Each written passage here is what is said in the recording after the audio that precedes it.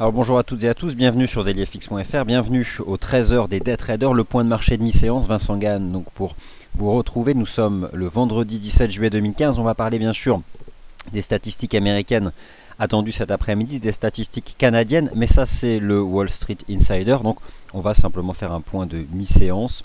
Le taux de change euro-dollar, le CAC, le DAX en intraday, qu'en est-il? Eh bien, essai de réponse à l'aide des graphiques dans un instant. Alors, le trading sur devises et CFD comporte un haut niveau de risque. Je vous invite aussi à prendre connaissance de cet avertissement sur les risques. Négocier sur marge sur le marché des devises ou via des produits CFD comporte un risque élevé et ne peut être recommandé à tout investisseur. Bien sûr, cette présentation est réalisée à titre purement indicatif. Donc, depuis 10 heures ce matin, les parlementaires allemands débattent. On attend bien sûr l'issue de ces débats, mais normalement, ils devraient voter oui, comme à l'image d'ailleurs d'un certain nombre de parlements qui ont été réfractaires tout au long donc, de la semaine. Qu'en est-il d'ailleurs du DAX? Eh bien, nous allons commencer par l'analyse technique intraday du DAX. Le marché action allemand, à l'image des marchés actions de la zone euro, temporise à plat. C'est plutôt une très bonne chose. Il y avait à la base une contradiction négative de momentum ce matin, ce qui implique que le marché dérive à plat, après avoir atteint ici ce niveau horizontal, le niveau des 11 795 points. Moi, je vous donne d'ores et déjà ma cible de la semaine prochaine, ce sera 11 889. Donc 11 889, ce sera ma cible semaine prochaine. Reste à savoir maintenant si on peut encore entrer dans le marché sur le DAX et surtout sur quel niveau de support se positionner. Donc l'idée c'est quoi? C'est que cette semaine, et notamment hier, l'indice allemand a dépassé le niveau des 11 633 points. Alors ces 11 633 points correspondent au sommet du mois de juin dernier. J'estime désormais que c'est un bon niveau de support. Donc concrètement par rapport, donc là vous avez toute la hausse depuis le milieu de la semaine dernière. Et ici vous avez toute la hausse cette semaine. Ça c'est le gap haussier de lundi. Nous étions le lundi 13 juillet. C'était donc le gap haussier. Depuis, on ne franchit que des niveaux. Et désormais, en intraday, en données horaires, moi je me concentre sur ça. Donc voici les tout derniers chandeliers japonais en données horaires des 48 dernières heures sur le DAX. On a eu ici donc une jambe de hausse entre 11 481 points et 11 789 points. On fait désormais une phase de dérive latérale. Mon opinion est que si le DAX revient sur 11 633, 11 635 points, je pense que c'est un très bon niveau d'achat pour se positionner. Donc voilà, c'est ce qui m'intéresse sur le marché action allemand. On est dans une phase de pause. Qu'est-ce qui mettrait un terme à court terme à la pause? Ce serait de redémarrer en débordant ce niveau. Donc c'est le niveau technique à suivre qui a été brisé ce matin. Voici donc où se situe le DAX. Probablement plus prudent pour ceux qui attendent un redémarrage, d'attendre une cassure horaire des 11 716. Vous voyez, c'est un pivot ici. Vous pouvez d'ailleurs, au moment où je vous parle, avoir un graphique Market Scope ouvert et avoir exactement le même graphique en données horaires que moi. Ça vous permet de suivre un peu le propos technique que je vous propose. Mais je pense que si le marché revient sur 11 635 points, c'est un bon niveau d'entrée. Donc voilà, ça reste le niveau que je surveille et j'apprécie le fait de voir le momentum se dégonfler et d'avoir cette petite phase de retracement saine, sereine, bien construite, progressive dans cette phase de hausse.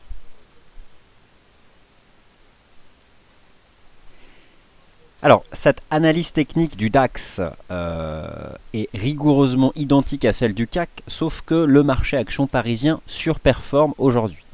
Le marché action parisien surperforme, c'est uniquement dû à la modélisation de ces deux marchés. Ils sont tout simplement établis de manière différente, tout d'abord déjà en termes de composantes.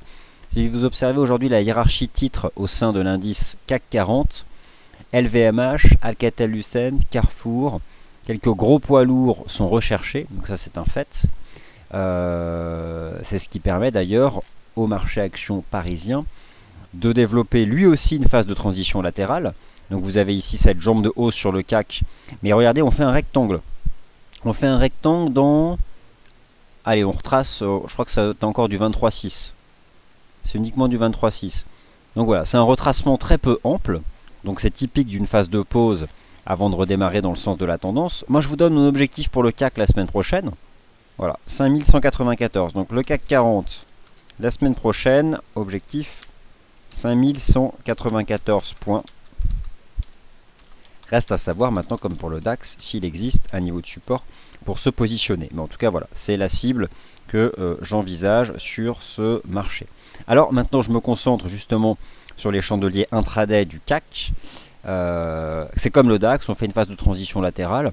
Bon là, pour le moment, vu que ça légèrement surperforme, ça prend la forme d'un drapeau chartiste, hein, une espèce de phase rectangulaire ici sur le plan de l'analyse technique.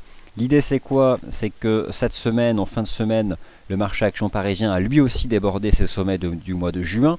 Donc l'équivalent des 11 630 points sur le DAX se retrouve ici sur l'indice CAC 40 avec les 5095 points. Ce sont les remparts techniques de la tendance haussière, de parfaits niveaux d'entrée si le marché y va, mais le CAC surperforme et lui établit simplement un rectangle. En l'état, il est tout à fait possible que sur le CAC, finalement, le bon niveau d'entrée soit la partie basse de ce rectangle, à savoir ici simplement les 5113 points, pour envisager donc cette cible la semaine prochaine que j'établis à 5194 points. En tout cas, l'objectif de ces niveaux techniques, c'est avant tout de gérer les risques financiers, plus que les objectifs de cours qui restent de la pure prévision. Les niveaux horizontaux permettent de gérer son risque. Pourquoi? Parce que ce sont des niveaux de prix en dessous duquel, s'il s'agit de stratégie d'achat, vous pouvez positionner des ordres stop de protection. Comme son nom l'indique, stop de protection, vous sortez de la position, vous prenez une perte s'il est exécuté, mais protection, bien quoi, ça protège l'essentiel du capital, puisque cette perte ne représente pas, a priori, en tout cas c'est déconseillé, fortement déconseillé, plus de 5% du capital engagé sur votre compte de trading. Donc, dans l'attente des résultats du vote au Bundestag, l'équivalent de l'Assemblée nationale en Allemagne, et de l'environnement statistique américain attendu cet après-midi, l'indice des prix à la consommation à 14h30, les mises en chantier de logements à 14h30 et surtout l'indice de confiance des consommateurs selon l'Université du Michigan au mois de juillet à 16h.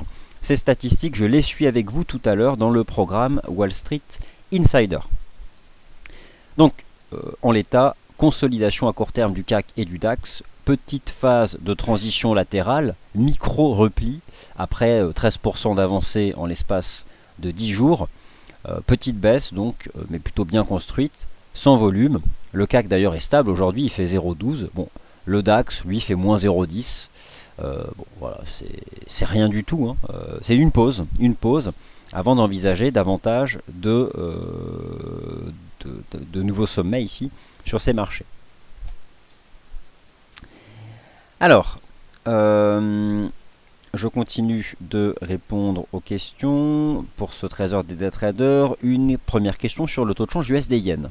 Alors, le taux de change USD-Yen, les bougies japonaises ont donné 4 heures, le cadre de fond, structure en épaule, tête, épaule validé le 13 juillet, c'était lundi. Gap haussier d'ailleurs sur les marchés actions. L'USD-Yen est un très bon baromètre du risque.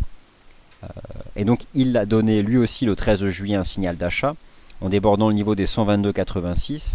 Ça a été suivi d'un mouvement de retour ou pullback le 14 juillet. Une des cibles théoriques de cette structure d'inversion de tendance c'était 124,38. Alors je vais déjà me projeter plus loin parce que je pense qu'à terme ces 124,38 ils seront dépassés sur l'USD-Yen. Et je pense que ce marché peut rejoindre les 125, 125,30. Alors, mon idée à court terme, bien sûr ça va dépendre des chiffres de l'inflation. Quel est le consensus? C'est ce qu'on va voir tout à l'heure, mais voici ici le calendrier économique de l'après-midi. Alors, il y a tout d'abord des statistiques canadiennes à 14h30, ça c'est très important puisque cette semaine, vous le savez, la Banque centrale du Canada a baissé ses taux pour la deuxième fois depuis le début de l'année, ce qui a entraîné beaucoup plus bas donc le dollar canadien. Donc 14h30 c'est très important. C'est d'ailleurs pour cette raison que le programme Wall Street Insider il aura lieu à 14h15. Pourquoi?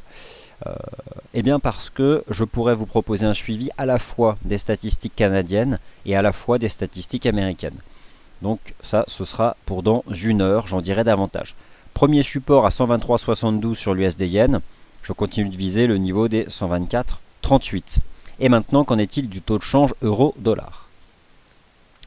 Le taux de change euro-dollar, trois choses sous vos yeux. Les prix, représentés par les bougies japonaises horaires, le momentum du marché représenté par l'indicateur technique RSI, et le volume d'échange réel chez les traders FXCM dans le monde entier. Que constatons-nous depuis l'ouverture de la session asiatique?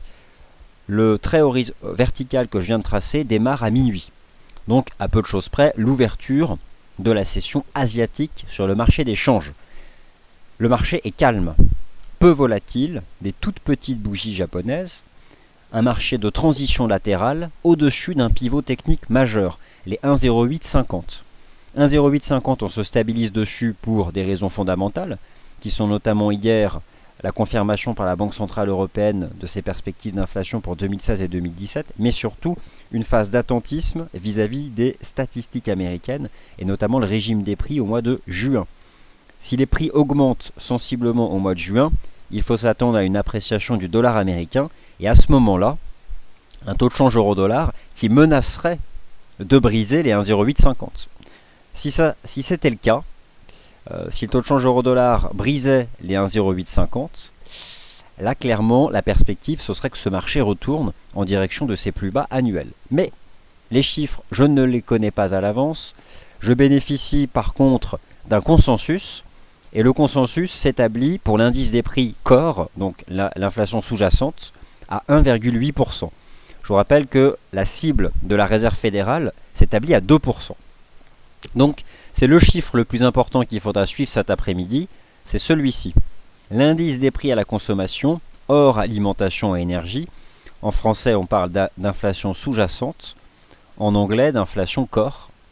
Le consensus s'établit à 1,8%, ce qui est une accélération par rapport au niveau des prix au mois de mai, qui était à 1,7%. Donc ça, ce sera majeur, et ça permettra de se positionner vis-à-vis du dollar US. Si c'est bon, l'euro-dollar retombera à nouveau en direction des 1,0850. Et là, le prochain niveau, c'est 1,0819. C'est plutôt ce que je privilégie, tant que le taux de change se maintient sous la première résistance à 1,0916 $. Alors voilà, ça c'était le décryptage intraday que je pouvais vous préciser. Alors, à nouveau des questions sur le DAX, donc je vais répondre au DAX. Je pense l'avoir bien décortiqué tout à l'heure. J'estime que si le marché revient sur 11 635 points, c'est un très bon seuil d'achat. Le niveau technique à dépasser pour reprendre la marche en avant, c'est 11 716. Vous constatez ici, comme moi, en utilisant les bougies horaires, que c'est précisément le niveau pivot à court terme horizontal. Cet après-midi, j'aurai aussi un œil très averti sur l'once d'or. Je vous ai proposé hier un article mettant en avant toutes les bonnes raisons fondamentales qui font que les capitaux fuient l'once d'or, même en cas de risque. Et la Grèce représentait un risque systémique pour les marchés. Vous avez encore l'article sur notre site, vous pouvez le lire, sinon vous allez dans la section matières premières, vous allez le retrouver. Pourquoi est-ce que je vais m'intéresser à l'once d'or? Parce qu'il teste un seuil très important, 1142 $, et si ça casse, ce marché se repliera donc en direction de ses plus bas de l'année 2014. Donc ça, ce sont tous les éléments que nous allons suivre cet après-midi. Le DAX, le CAC, l'once d'or, l'USD CAD, l'euro-dollar, bref, il y a un calendrier important. Je n'oublierai pas, bien sûr, et on constate un positionnement des investisseurs sur le dollar américain avant les chiffres. Regardez le nombre de paires en dollars qui commence à reculer. Le marché se positionne toujours long dollar US. Et il en a pour l'instant, je dirais, les arguments fondamentaux. L'once d'or à gauche, le taux de change euro-dollar au centre, le taux de change USD CAD à droite. Ce sera le panorama, le triptyque graphique que j'étudierai avec vous en temps réel à partir de 14h15 pour le Wall Street Insider. Il est 13h15, le 13h des traders, 15 minutes, 13h, 13h15, il est terminé. Bon appétit à toutes et à tous si vous n'avez pas déjeuné et je vous espère nombreux et nombreux dans 1 heure. Merci.